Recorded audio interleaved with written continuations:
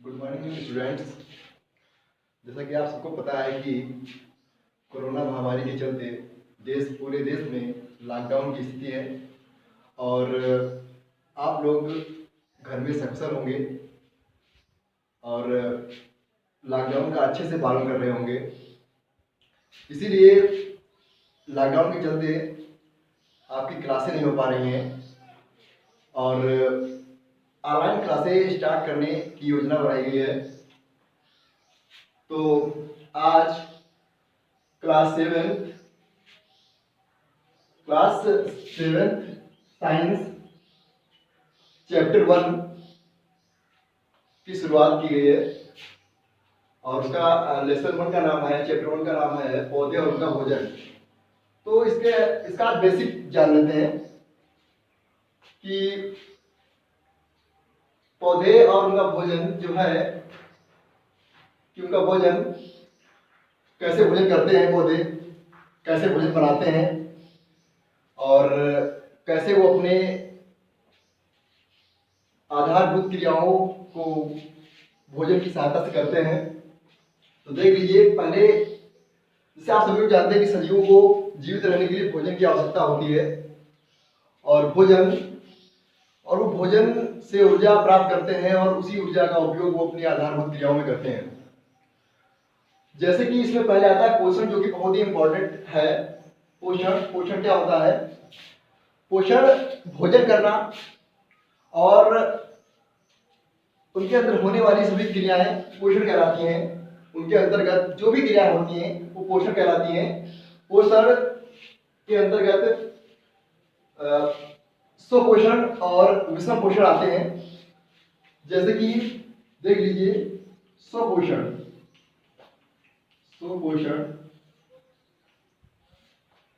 ये पोषण का ही एक रूप है, स्वपोषण, और दूसरा है विषम पोषण।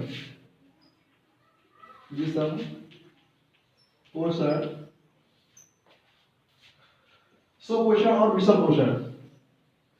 तो स्वपोषण मतलब है कि स्वतः पोषण, स्वतः भोजन बनाना, यानी अपने आप भोजन बनाना। तो अपने आप भोजन बनाना यानी कि स्वपोषण कहलाता है। तो वो सजीव जो अपने आप भोजन बनाते हैं, यानी किसी दूसरे से सहायता नहीं लेते, खुद अपने आप भोजन बनाते हैं, वो स्वपोषण कहलाते हैं। और ये गुण केवल पौधों में होता है। ये गुण केवल पौधों में होता है, जो हरे पौधे होते हैं उनमें होता है। और विषम पोषण इसके बिल्कुल विपरीत है। जैसे कि विषम पोषण जो भोजन ना बनाए, जो किसी दूसरे से भोजन प्राप्त करे, क्योंकि सभी जीव जंतु पौधों की भांति भोजन नहीं बना सकते, इसीलिए वे दूसरे पौधे या उनके उत्पाद पर निर्भर करते हैं। और ऐसे जितने भी जीव जंतु हैं जो भोजन नहीं बनाते हैं वो विषम पोषण कहलाते हैं। इसके अंतर्गत आते हैं जैसे कि गाय हो गया, शेर हो गया, मच्छर हो गया, जोंक है। ऐसे कई जीव जंतु हैं जो भोजन नहीं बनाते हैं और दूसरे पर आश्रित होते हैं। जैसे कि गाय भोजन पेड़ पौधों से प्राप्त करती है, घास खाकर। तो विषम पोषण समझ गए कि गाय है, शेर है, मच्छर है, जोंक है, ये सब दूसरे जीव जंतुओं पर, पेड़ पौधों पर आश्रित होते हैं। और विषम पोषण के अंतर्गत कई जानवर भी आते हैं और इन्हीं जानवरों के भोजन की, खाने की आदत के अनुसार इन्हें 3 भागों में बांटा गया है। पहला है शाकाहारी जीव, दूसरा है मांसाहारी जीव,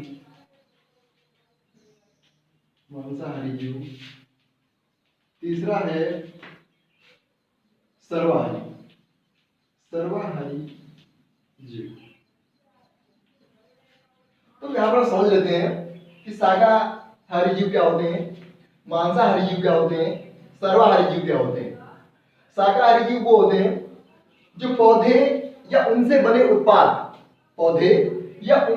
उत्पाद को ग्रहण करते हैं, भोजन के रूप में लेते हैं, उन्हें शाकाहारी जीव कहते हैं। इनके अंतर्गत जैसे कि गाय, भैंस, बकरी इत्यादि जंतु आते हैं जो कि सिर्फ और सिर्फ पौधे या उससे बने उत्पाद को ही ग्रहण करते हैं। पौधे यानी कि उनकी पत्तियों को, उनके फूल को और उनके रस को, फूलों के रस को, इनको सब जो खाते हैं, अपने भोजन के रूप में ग्रहण करते हैं, वही शाकाहारी जीव कहलाते हैं। मांसाहारी जीव क्या होते हैं? मांसाहारी जीव वो जीव है जो किसी दूसरे जंतु से अपना भोजन ग्रहण करते हैं, किसी दूसरे जीव से अपना भोजन ग्रहण करते हैं, वो मांसाहारी जीव कहलाते हैं। इसमें शेर, चीता, लोमड़ी इत्यादि जंतु आते हैं। ये शिकार करके या किसी दूसरी भांति तरीके से दूसरे जीव को खाकर अपना जीवन निर्वाह करते हैं, अपने जीवन को चलाते हैं। इसमें शेर, चीता और लोमड़ी आते हैं। सर्वाहारी जीव आगे देख लीजिए कि सर्वाहारी जीव क्या होते हैं। सर्वा मतलब होता है सभी को, तो सभी का आहार करने वाला, यानी कि सभी को हर चीज खाने वाला। तो सर्वाहारी जीव वो जीव जो पेड़ पौधों या उनसे बने उत्पाद और दूसरे जंतुओं दोनों को खाते हैं, वो सर्वाहारी जीव कहलाते हैं। सर्वाहारी जीव में मनुष्य, कुत्ता और बिल्ली आदि जानवर आते हैं। ये पेड़ पौधे या उनसे बने उत्पाद को भी खाते हैं और दूसरे जानवरों का मांस भी खाते हैं। तो ये सर्वाहारी जीव हैं और विषम पोषण के अंतर्गत आते हैं, क्योंकि ये सारे जीव जंतु पेड़ पौधे या उनसे बने उत्पाद पर निर्भर करते हैं। ये खुद अपना भोजन नहीं बना सकते। विषम पोषण के अंतर्गत ये सारे जंतु आते हैं और उनके खाने की आदत के अनुसार उन्हें डिवाइड कर दिया गया है अलग अलग, कि जो शाकाहारी है वो अलग है, जो मांसाहारी वो अलग है, सर्वाहारी वो अलग है। उनके खाने के आदतों के अनुसार उनको अलग कर दिया गया है। अब बात आती है कि भोजन पोषण आपने समझ लिया कि स्व पोषण क्या होता है, विषम पोषण क्या होता है। अब पौधे अपना भोजन बनाते कैसे हैं?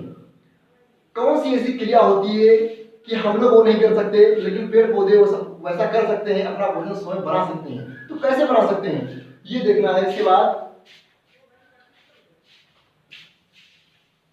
तो पिछली कक्षाओं में आपने पढ़ा होगा प्रकाश संश्लेषण। प्रकाश संश्लेषण के बारे में पढ़ा होगा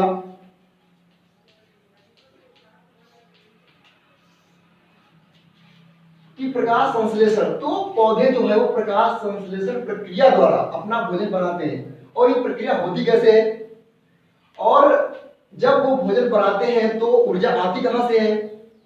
क्योंकि उन्हें भोजन बनाने के लिए भी ऊर्जा की आवश्यकता होगी और भोजन पहले से तो होगा नहीं। भोजन बनाने के लिए ऊर्जा की आवश्यकता होगी तो ऊर्जा पौधे लाते कहां से हैं? तो सबसे बड़ा पॉइंट तो यही है कि पौधे ऊर्जा लाते कहां से है? तो सूर्य के प्रकाश से। सूर्य के प्रकाश से।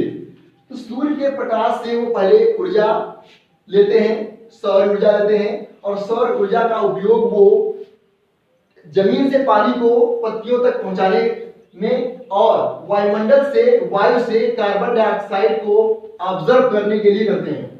फिर से एक बात देख लीजिए, सूर्य का प्रकाश जो है उसकी ऊर्जा का उपयोग पौधे हैं उस ऊर्जा का उपयोग वो नीचे जमीन से पानी को पत्तियों तक पहुंचाने और वायुमंडल से वायु में से कार्बन डाइऑक्साइड गैस को ऑब्जर्व करने के लिए करते हैं, सोखने के लिए करते हैं। और क्योंकि प्रकाश संश्लेषण एक ऐसी प्रक्रिया है जिसमें पौधे अपना भोजन बनाते हैं और ये पौधे वो प्रकाश, सूर्य के प्रकाश में कार्बन डाइऑक्साइड और क्लोरोफिल की उपस्थिति में ये क्रिया होती है और पत्तियां ही भोजन बनाती हैं। और पत्तियों को पौधों की भोजन फैक्ट्री कहते हैं, क्योंकि सारा कच्चा माल जो होता है, खनिज लवण, जल, जो भी सब पत्तियों तक पहुंचता है और पत्तियां ही भोजन बनाने का काम करती हैं। तो दूसरा पॉइंट ये है कि पत्तियों को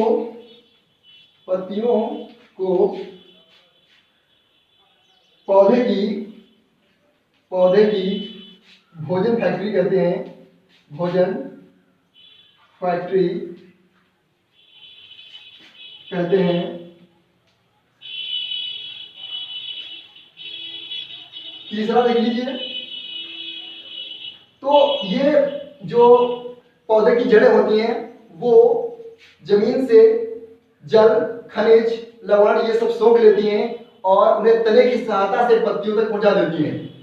पत्तियों में कच्चा माल आ जाता है और कार्बन डाइऑक्साइड जो कि पत्तियों के नीचे रंध्र होते हैं जिसे स्टोमेटा कहते हैं, पत्तियों के नीचे रंध्र होते हैं जिसे स्टोमेटा कहते हैं। स्टोमेटा की सहायता से वो वायुमंडल से, वायु में से कार्बन डाइऑक्साइड गैस को सोख लेते हैं और उन्हें प्रकाश संश्लेषण क्रिया में भागीदार बनाते हैं। तो कार्बन डाइऑक्साइड CO2 गैस, जिसे हम कार्बन डाइऑक्साइड गैस कहते हैं, CO2 गैस को वायु से स्टोमेटा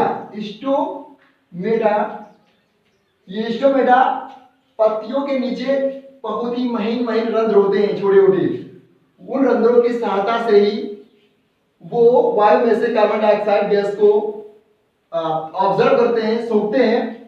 तो CO2 गैस को वायु से स्टोमेटा की सहायता से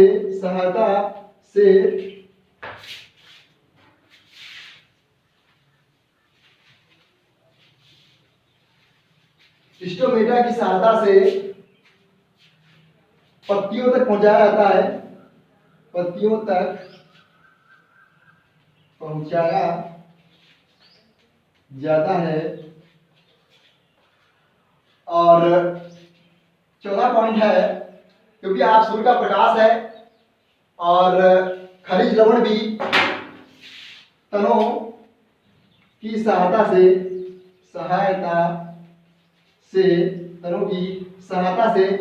पत्तियों तक खनिज लवण व जल पत्तियों तक पहुंच जाता है।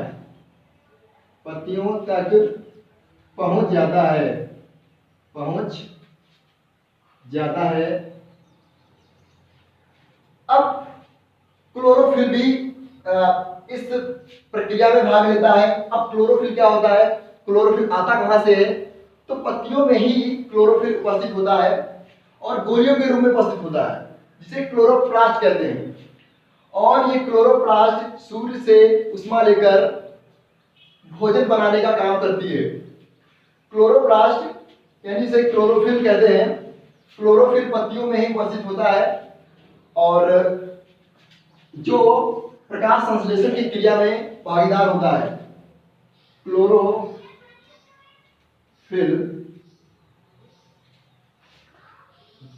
जो कि पत्तियों में होता है,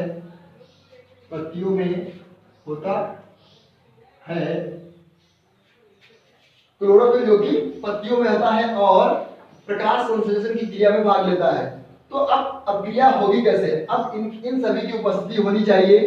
इन सभी की उपस्थिति से ही प्रकाश संश्लेषण की क्रिया होती है और भोजन बनता है। तो हम इधर एक समीकरण लिख रहे हैं, उससे आपको पता चल जाएगा कि भोजन कैसे बनता है और क्या क्या इसमें कैसे होता है, क्या क्या लगता है इस प्रक्रिया में।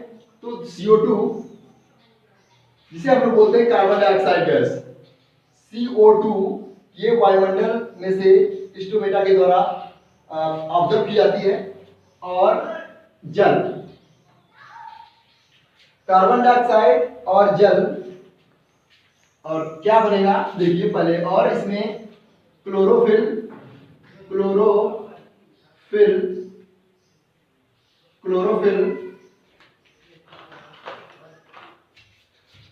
होगा और क्लोरोफिल की उपस्थिति होगी और प्रकाश सूर्य का प्रकाश, सूर्य का प्रकाश। तो समझिए कि नहीं, CO2, H2O और जल में एक खनिज लवण होंगे जो उसको जरूरत है।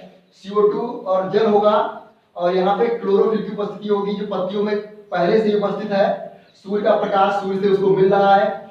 अब उसके बाद बनेगा क्या? बनेगा ग्लूकोज C6H12O6।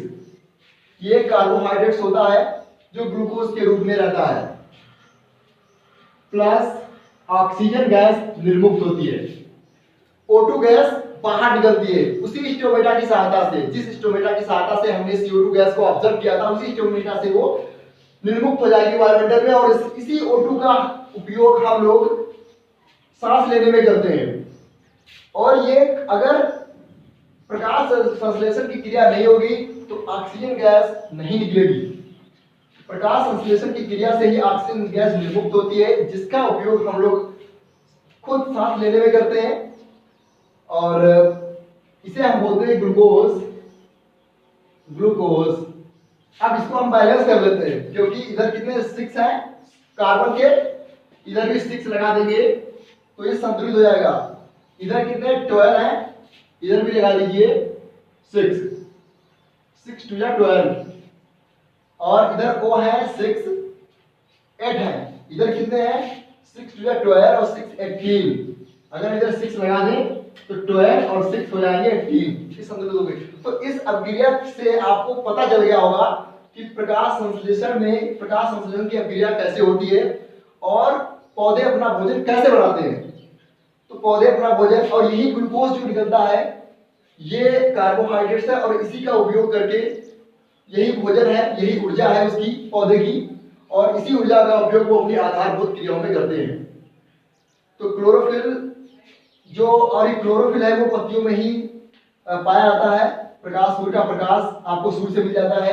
कार्बन डाइऑक्साइड आपको पता है कहां से आ रही है, स्टोमेटा से, और जल है और ऑक्सीजन गैस आपकी निर्मुक्त हो जाएगी, जिसका उपयोग हम लोग अपने सांसों में सांस लेने में करते हैं। ठीक है, आज के लिए बस इतना ही। Thank you.